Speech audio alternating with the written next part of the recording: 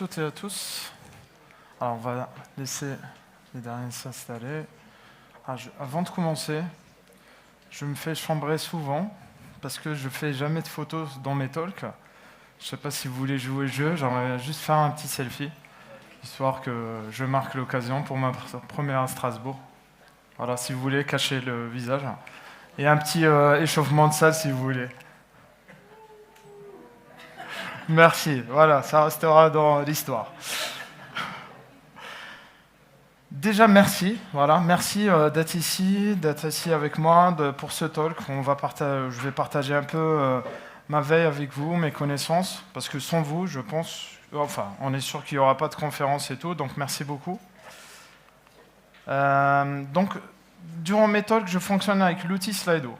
Pourquoi ? Donc, je vous invite à scanner ou à aller sur slido.com 9900. C'est pour que tout le monde puisse me poser des questions. Si on a le temps, on pose les questions à tous. Si vous voulez lever la main et que vous ne voulez pas utiliser Slido, vous êtes libre aussi. Donc, soyez à l'aise pour poser vos questions.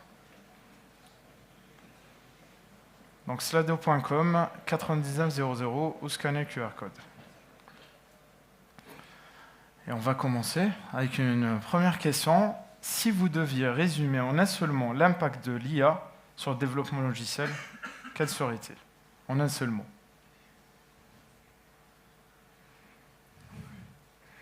Confus. Ouais, vous pouvez le dire sans passer par Slido. Hein. Prometteur. Évolution, gain de temps, assistant. Hallucination. Aussi. Évolution, gain de temps, assistant. Ah, j'ai pas entendu. Ok, bon, j'ai raté. Révolutionnaire, pratique, facilitateur, angoissant, oui, bousculant. Contrôleur, je rajouterai aussi. Voilà. Chômage. Ouais. Ah, c'est marqué, d'accord. C'est pas grave, ouais, chômage. Mais on va essayer, je vais essayer de donner quelques aspects de mindset pour éviter ça. Défieur. Défieur, oui. Il nous pousse au défi. Très bien, merci beaucoup de jouer le jeu. Restez connectés sur Slido. Donc, qui suis-je ? Rafik Ferrouk. Je vais commencer par quelque chose qui me tient à cœur. Je suis un no bullshit supporter. Vous savez ce que c'est ? Quelqu'un qui milite pour la simplification de l'informatique pour tous. C'est-à-dire que moi, aujourd'hui, dans une entreprise, je peux prendre des populations TECOS et non TECOS, leur expliquer ce que c'est le cloud, par exemple, l'API. J'ai réussi, d'ailleurs, à expliquer ce que c'était le cloud à ma mère. Donc, je vous assure, hein, parce que cloud, je stocke les photos dans le cloud et tout. Quand je lui ai dit c'est quoi le cloud, je sais pas, c'est quelque chose. Donc voilà, j'ai réussi à lui expliquer, c'est là le challenge. Donc, et ça évite aussi à ce qu'on élimine tout le bullshit qu'on raconte autour des concepts informatiques. Ça, c'est très important pour qu'on puisse avancer tous de manière plus concrète dans l'apprentissage. Et je suis aussi solution architect dans une entreprise que j'ai rejoint très récemment, après beaucoup d'années chez Allianz Assurance, en tant que solution architect chez Harvest Group. Laissez-moi juste dire quelques mots sur Harvest Group, ce que c'est. On est un éditeur logiciel créateur de valeurs et solutions digitales pour... Alors, j'ai juste un texte, excusez-moi, il ne faut pas que je me trompe parce que sinon... solutions digitales dédiées aux professionnels de patrimoine et de la finance. Donc nos atouts, 35 ans d'historique, des investissements stratégiques, on a doublé le chiffre d'affaires par 2 en 4 années, et leader en France dans la gestion de patrimoine et la finance, et dans quelques temps en Europe, et c'est l'objectif majeur. Donc on propose des solutions complètes allant du CRM, des API, des outils de gestion d'investissement. Voilà, en gros, si une personne elle est riche et qu'elle ne sait pas comment faire fructifier son investissement, il va voir des gestionnaires de patrimoine qui utilisent des solutions Harvest pour qu'il aide à mieux s'enrichir encore plus et nous dégommer avec. Et on a 4600 clients, on est plus de 500, on va dire, talents, voilà, 500 talents dans le tiers tech. Harvest dépense énormément d'investissement aussi dans une cellule R&D pour l'IA génératif, voilà, donc pour qu'on soit dans la tendance. Et aujourd'hui, voilà, on recrute. Donc si vous voulez rejoindre une boîte qui veut être numéro 1 en Europe, en pleine croissance business et technologique, on a besoin des talents comme vous et moi, forcément, parce que je viens de les rejoindre. Parlons maintenant du sujet du jour et un menu associé. Parlons de l'IA générative par rapport à Harvest aussi. Et on s'intéresse aussi chez Harvest sur l'IA Coding Assistant. On va voir ce que c'est, l'IA Coding Assistant, le côté no bullshit, vous l'avez bien compris. Tabi Amel, l'alternative, parce qu'aujourd'hui on va parler d'une alternative open source et libre, c'est ça la promesse que je fais, hein, à GitHub Copilot par exemple. Comment ça marche, pardon, je reviens, comment ça marche, une démo, sinon c'est pas drôle, les points d'attention et on partira tous avec un takeaway. IA Coding Assistant. C'est quoi? Mais avant de parler de ça, on va parler de ce que c'est l'IA. Capacité d'un système à simuler un cerveau humain. Je vous passe les... voilà. Je ne la connais pas cette fille, mais elle a une tête qui fait peur. J'ai vu pas mal de gens mettre autour de la peur sur l'IA, et c'est tout à fait normal. Ensuite, on a l'IA générative. L'IA générative, c'est les outils qui sont venus avec l'apparition de l'IA. Des outils, je vais résumer ça, des outils qui, à partir d'un texte en entrée, des images, vous sortent des textes et des images en sortie, comme ChatGPT. Voilà, vous avez du Mistral aujourd'hui, du Ollama, qui sont providers, qui se basent sur leur propre LLM ou d'autres LLM, et ainsi de suite. Et vous avez les IA Coding Assistants, qui sont aussi des outils d'IA génératifs, mais dédiés au code, aux développeurs, dont je fais partie aussi, parce que je suis aussi développeur. Donc, à partir de textes en entrée, il essaie de détecter en se basant sur des modèles de langage qu'on va lui définir pour vous sortir des suggestions de code. Maintenant, avant de parler de Tabi, quel outil vous utilisez aujourd'hui en termes de d'IA Coding Assistant au sein de vos IDE? Je m'attends à un an, ouais, voilà. Donc lui, il sort. Copilot, GitHub Copilot. Quand on dit Copilot, j'imagine que c'est GitHub Copilot. Cursor, Codium, rien. C'est bien aussi. Tabnin, Perplexity. Ouais, mais je ne sais pas s'il s'intègre à un IDE Perplexity. Ah, donc... Ouais, mais c'est un outil d'IA génératif, ça tu as raison. Claude, ouais, Tabnin. Ouais, donc vous utilisez aussi des Claude, des ChatGPT pour faire du coding. Ok, ça marche. Très bien, merci pour les retours. Et là, je suis mal parce que ça ne va pas être mon pote GitHub Copilot durant la presse. J'espère rester en vie à la fin de ce talk. Donc, les markets Copilot. Certains, vous les avez cités. Merci beaucoup de la participation. Il y en a pléthore. Aujourd'hui, je vais prendre comme référence GitHub Copilot. Il y a des fanatiques de Microsoft, de GitHub dans la salle ou pas? Pour voir si je m'en fie. Non? Ok. Non, c'est pas pour critiquer, c'est pour mettre en avant les apports de GitHub Copilot. Aujourd'hui, il nous aide à être... Moi, j'utilise aussi GitHub Copilot avant de connaître Tabi, mais il me permettait d'être plus productif, d'apprendre plus rapidement des nouveaux langages de programmation, multilanguage. Je peux faire du Python, du Java. Moi, je suis plus... je suis Java spécialiste, mais pour ceux qui font du Python et tout. Par contre, avec GitHub Copilot, si je suis dans un avion, dans un vol d'avion, je ne peux pas utiliser GitHub Copilot, parce que je dois dépendre d'une connexion Internet, à part si vous êtes comme moi, que vous voyagez tout le temps... à part si vous voyagez tout le temps en business, ça c'est autre chose. Hein, mais ça, en éco, on n'a plus Internet, donc voilà. Voilà, j'ai mis l'image. Ensuite, l'autre, c'est qu'il n'est pas flexible. Vous dépendez directement des des modèles de langage développés par GitHub. Je vois, c'est de OpenAI derrière.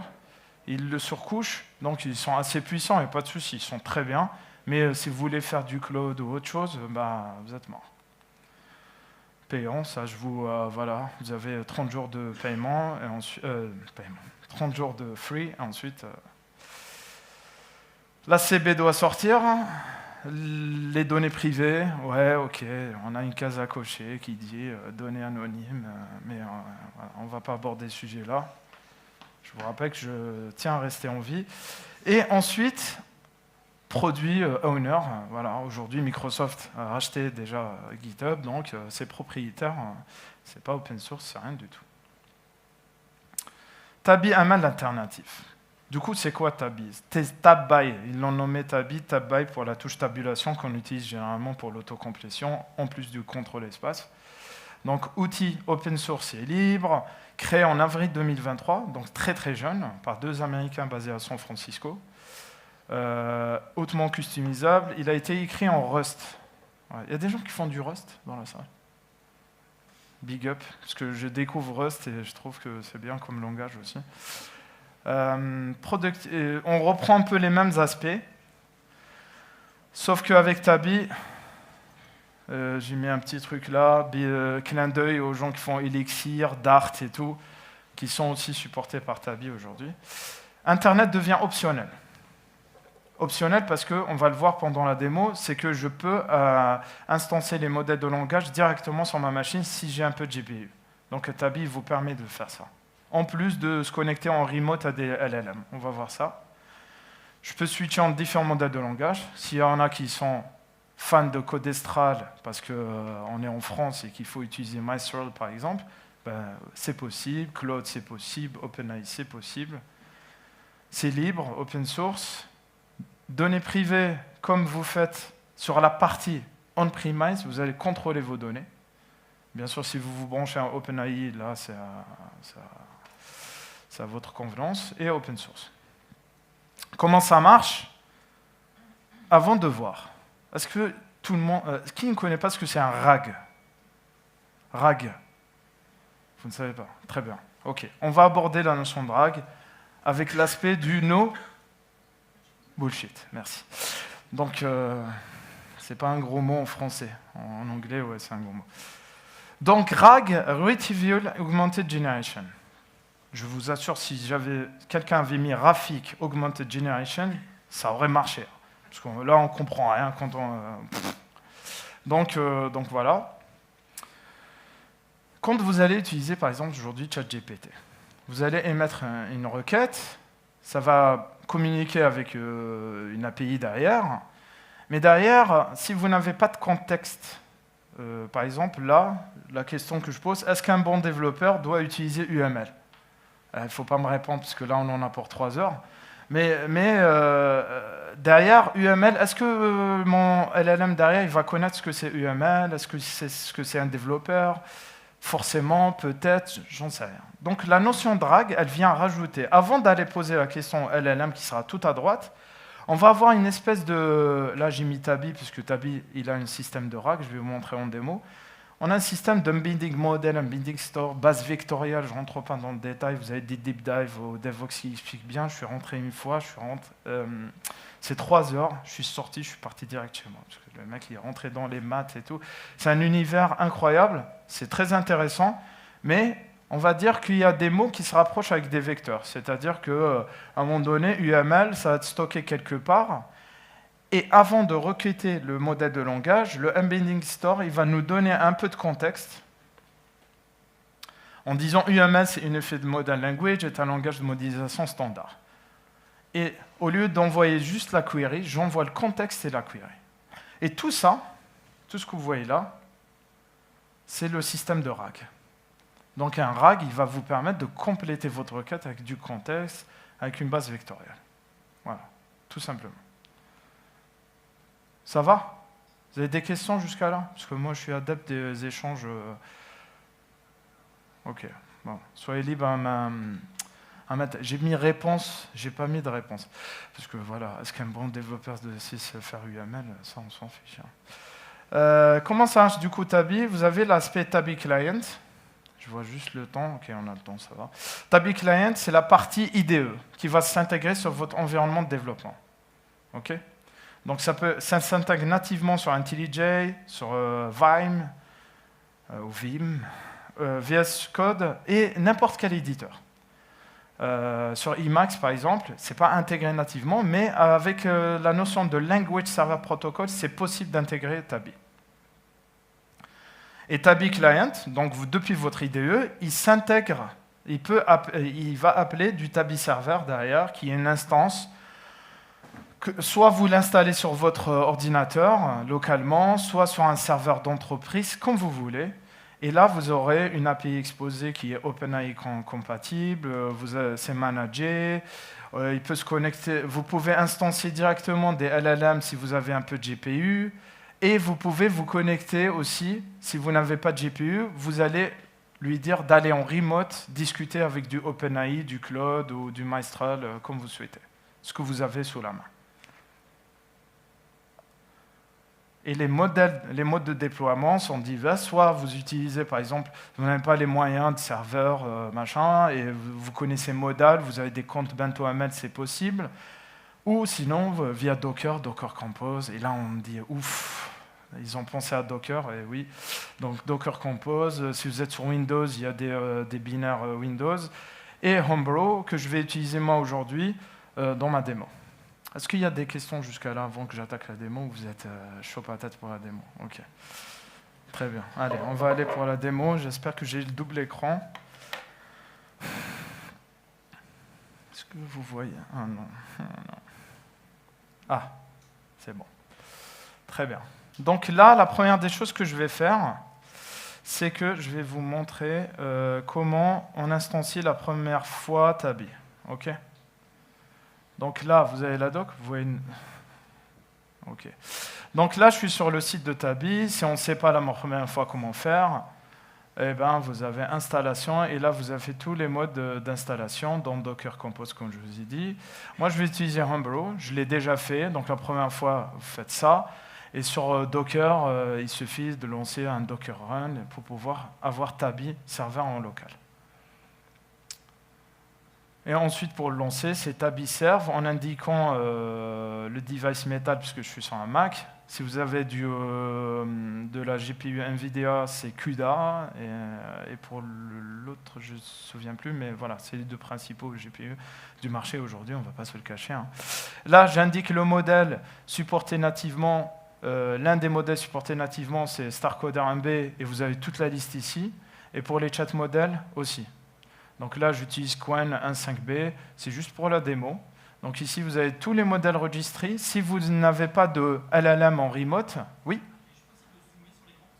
Ah, pardon, ouais, excusez-moi. C'est mieux comme ça? Merci. Oui. Non, si ça ramène quelque chose, je ne sais pas. Vous arrivez à voir tous? Super, merci. C'est sympa. Donc là, on a tous les modèles de langage supportés nativement. Ça, c'est si vous n'avez pas de remote LLM, vous pouvez instancier sur vos GPU, en utilisant vos GPU, ces modèles de langage. Et la même chose pour les chat modèles, vous avez une pléthore de chat modèles qui peuvent être utilisés. Et pour la partie embedding, le truc que vous voyez en bas tout à l'heure dans le schéma du RAG, parce qu'il y a aussi un modèle de langage associé au embedding, et là, il y en a deux qui sont supportés nativement. Ça va jusqu'à là? Très bien. Donc, on va aller ici, et je vais zoomer, pas d'inquiétude. Tac, tac. Voilà, ça va comme ça. Donc ici, je vais lancer Tabi Serve, voilà, avec un StarCoder 3B, pour avoir plus d'intelligence, on va dire. Et Qwen, donc tac. La première fois, il va aller télécharger les modèles de langage. Et bien sûr, vous n'êtes pas obligé de dire modèle, chat modèle. Vous pouvez aller tout simplement. Alors, je vais vous montrer. Viens. Je suis un peu perdu entre les deux. Ah, c'est bon. Donc, vous pouvez aller configurer. Quand vous allez installer Tabi, il va créer le point Tabi sur le root. Et vous pouvez aller jouer avec le config toml, et dedans, je vais vous montrer la config après dans l'éditeur, vous pourrez indiquer les modèles de langage. Donc vous avez deux possibilités, soit les ramener sur votre poste, via la commande, soit ne rien citer et indiquer vos propres modèles de langage qui sont à distance. Donc le config.toml, il a 7 têtes. Voilà. Donc ici, par exemple, je dis gpk-toml, j'indique OpenAI avec la key, ainsi de suite, qui ne marche pas, donc n'essayez pas de la copier, quoi. Donc voilà. Mais là, pour la démo, c'est plus simple parce que Internet, le débit, ainsi de suite. Okay. Maintenant, une fois que vous avez établi serveur, vous pourrez accéder nativement. Il va créer une interface d'administration. Vous allez créer votre propre compte directement. Et ici, vous pourrez commencer à discuter avec un chatbot. Qui est basé sur le modèle de langage Qwen que j'ai cité tout à l'heure. Donc ici, je lui dis, par exemple, Fibo in Python, un truc hyper naze. Voilà, il me sort un truc. Voilà. Donc vous pouvez discuter avec, pas de souci. Ici, c'est un peu les stats d'utilisation via ce compte. Par exemple, moi, depuis que j'ai commencé à utiliser Tabi en mode pas du tout sérieux, j'ai accepté 30% des complétions qu'il m'a proposé.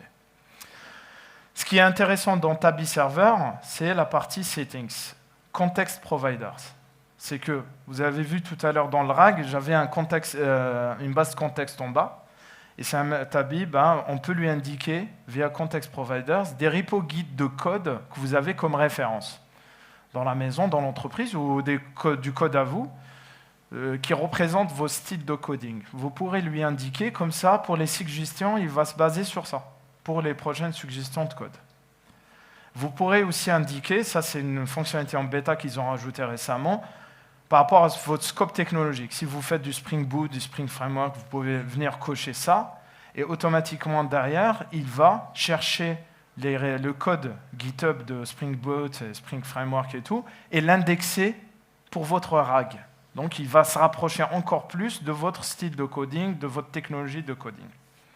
Après, vous avez 500 technos, hein, donc Sinatra, Swagger, Julia et tout. Okay. Après, il y a une autre chose, c'est que vous pouvez ajouter vos propres docs qui sont libres, sans entente pour le moment, des PDF, des choses qui se rapprochent le plus de votre environnement de travail, de votre domaine métier. Okay. Maintenant, on va aller sur la partie, je vais utiliser NTJ pour la démo, pour installer Tabi client. Bravo. J'ai oublié le goodies pour le vainqueur du quiz à la fin, mais m'en voulez pas. Donc, Tabi client est là. Et là, en fait, c'est un plugin qu'il faut installer. Pardon. Il ne me sort pas le... Il n'arrive pas à me sortir le... Bon, c'est pas grave. Donc, sur IntelliJ, vous allez installer Tabi Client. Une fois qu'il est installé, par défaut, je suis un peu embêté parce qu'il ne me sort pas le... Attendez. Bon, bref, c'est pas grave. Donc, par défaut, si vous ne lui mettez pas d'endpoint, ah si, en bas, peut-être ici, je peux. Alors, quand vous allez installer Tabi Client, vous allez dans Settings. Si vous ne mettez rien dans endpoint, il va se connecter au localhost. Et l'authentification key, c'est très simple, elle est là. Quand vous allez sur votre 1, elle est là, et vous la copiez et la mettez ici. Il faut tester la connexion, tout est OK. Et là, je peux commencer à faire de l'autocomplétion. J'ai promis dans LinkedIn que je demanderai au public de me proposer des prompts. Je vais commencer par un prompt très simple. Donc on va dire validate email, par exemple, as input. Effet démo, il ne m'a jamais sorti ça. Franchement, quelqu'un, parce qu'il y avait un truc de sécurité tout à l'heure, with regex, allez, ne me pas la honte s'il te plaît. Toujours pas. Ok, bah, je vais commencer à l'écrire. Je ne sais pas pourquoi il me sort Android. Quelqu'un m'a ajouté un sort peut-être. Is valide. Non, bon, bref. Normalement, d'habitude, il me met une regex. C'est pas grave. Là, il essaie de me proposer quelque chose. On va voir les phone numbers. Est-ce que phone number, tu vas nous faire quelque chose? Ok, bon. Ça, vous allez me dire, ouais, c'est assez simple, c'est pas grandiose. Derrière, ce qui est cool, c'est qu'il y a un tabby chat. C'est-à-dire, par exemple, soi-disant, je veux générer des tests unitaires sur cette méthode-là. Vous avez un tabby chat, et comme c'est réduit, comme... j'arrive plus à la voir. Attendez, ah, elle est là. Donc, tabby chat, c'est comme le chatbot de tout à l'heure. Vous pouvez commencer à le discuter avec lui directement à partir de votre IDE. Il va se baser sur le modèle de langage que vous aurez configuré. OK. Ce qui est cool, c'est que je peux sélectionner un code là. Et j'espère ne pas avoir d'effet démo, s'il te plaît. Generate, par exemple, je peux lui dire... Je ne sais pas si vous arrivez à voir en bas. Ah, c'est petit là. J'arriverai pas à zoomer le... Bon, bref. Vous nous faites confiance pour le fond. Du coup, là, je suis en train de lui écrire Generate Unit Test, par exemple. Et en fait, vous voyez là, ici, je ne sais pas si vous arrivez à voir, mais en fait, ici est basé sur la méthode que j'ai sélectionnée pour me générer des tests unitaires associés. Après, les tests unitaires, est-ce qu'ils sont bien, pas bien? C'est une première chose. Tout à l'heure, on parlait de contrôle sur l'IA. Ça ne veut pas dire qu'il va vous générer tout de suite quelque chose de fou. Donc derrière, il faut regarder, il va vous économiser un peu de temps parce qu'il vous génère des choses. Et derrière, je peux aller, du coup, générer, je regarde juste timing, ouais. Tac, générer une classe de test. Elle existe déjà, super. Et là, je reviens sur tabby chat et je peux faire un...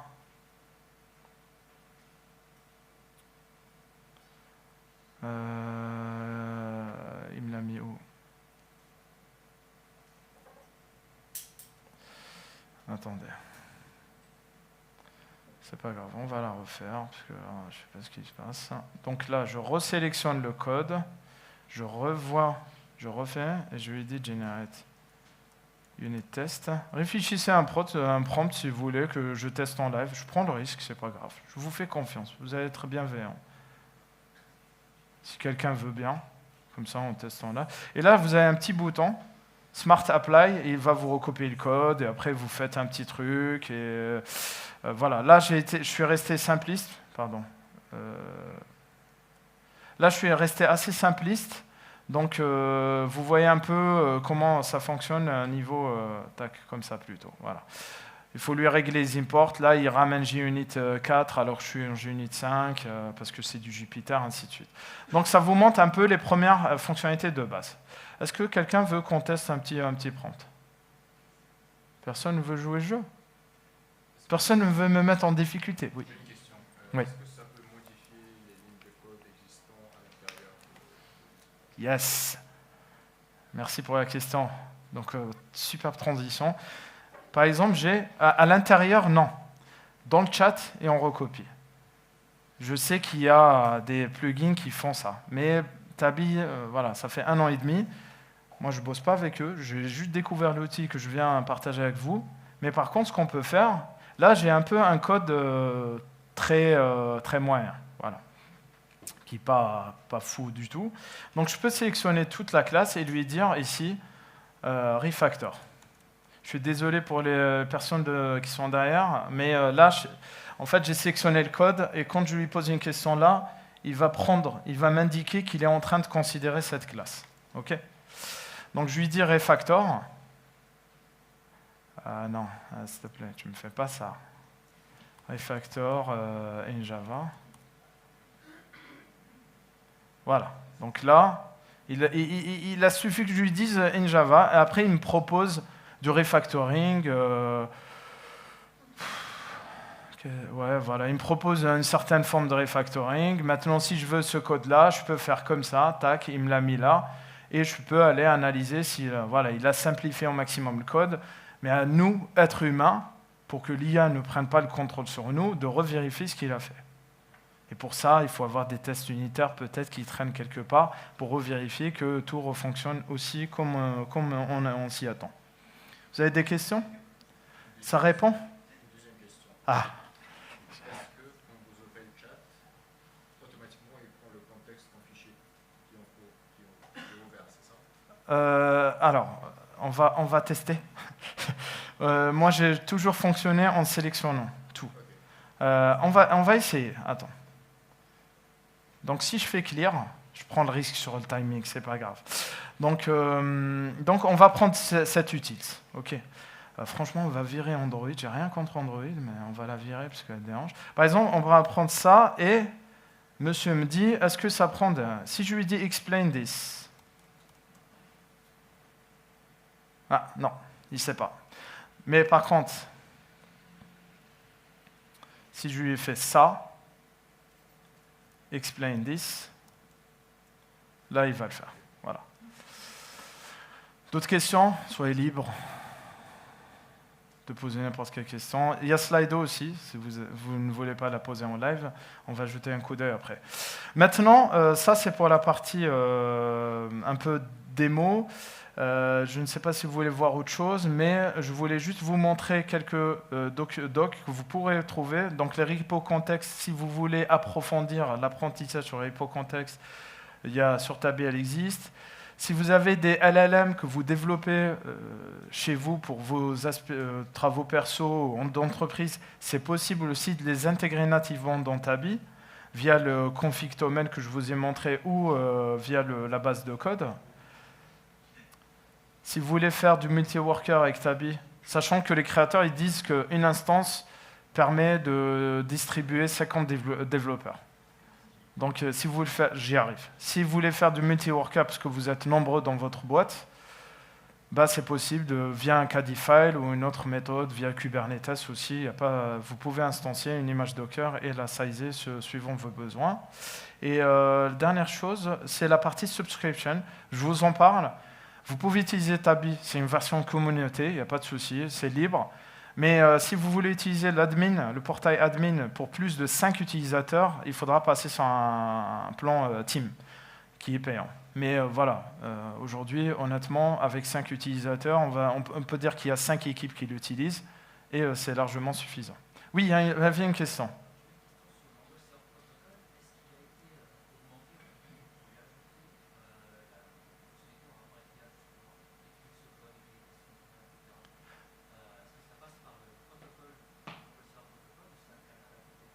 Alors, Language Server Protocol, la question c'est est-ce que le Language Server Protocol a été amélioré grâce à l'IA? Je ne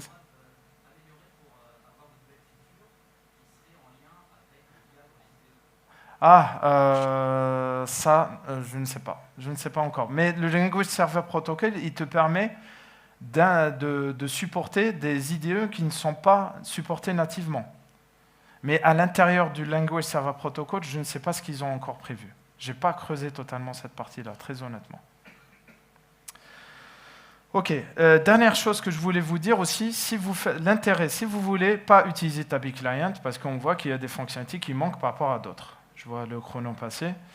Vous pouvez utiliser, on s'est amusé, nous, dans notre coin, aussi à utiliser Continuo Dev. Parce que je ne suis pas là pour faire la pub à Tabi. Donc Continuo Dev, c'est aussi un plugin communautaire, libre, en termes d'IA Coding Assistant. Tabi Server, il expose une API OpenAI Contract compatible. C'est-à-dire n'importe quel client qui supporte le protocole, enfin le contrat API OpenAI, il peut se connecter à Tabi Server. Par exemple, là, je l'ai installé sur Visual Studio Code, Continue. Et quand je vais... Ah, mais, pardon. Excusez-moi. Tac, ça te short pour finir, mais c'est pas grave, ça mérite le coup que je vous montre. Cancel. Donc là, ce que j'ai fait, si vous ne connaissez pas Continue... Oh, c'est galère.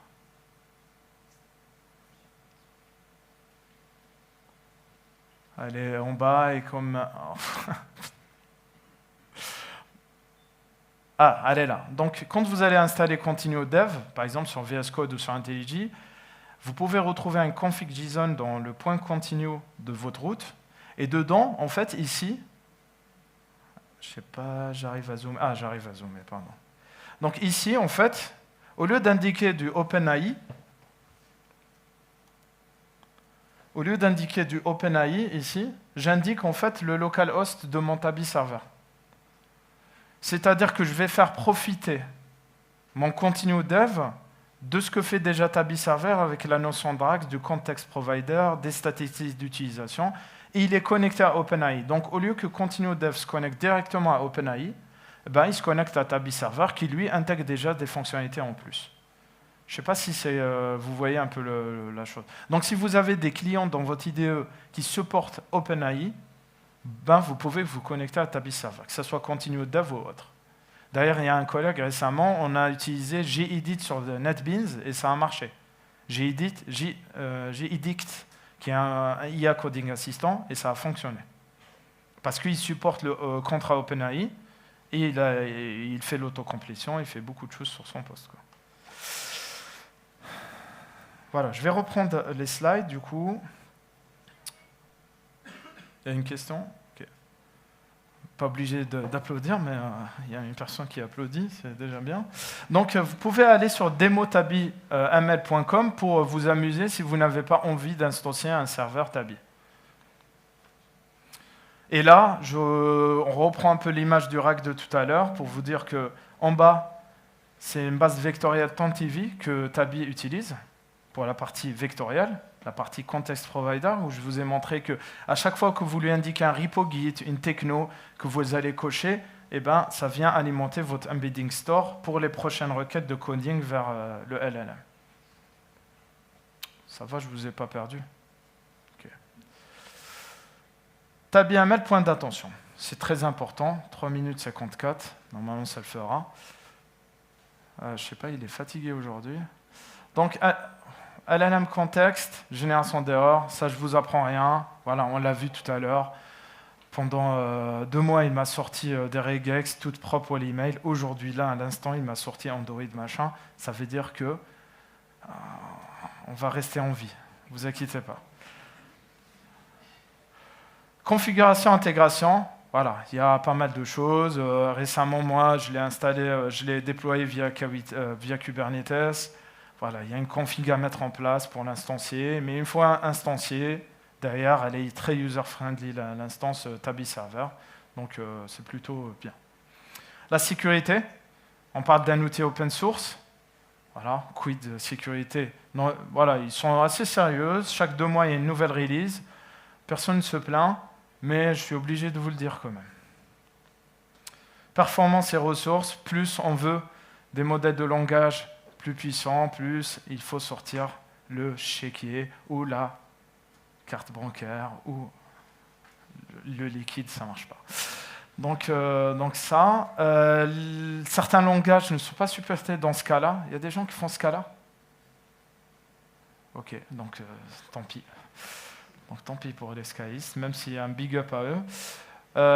Si vous voulez faire une instance on-premise Tabi server, il faut la maintenir. Donc il y a un coût d'investissement pour maintenir les versions, maintenir le serveur et tout. Donc par exemple, par rapport à GitHub Cobalt, vous n'avez rien à faire, mais où vous donnez son...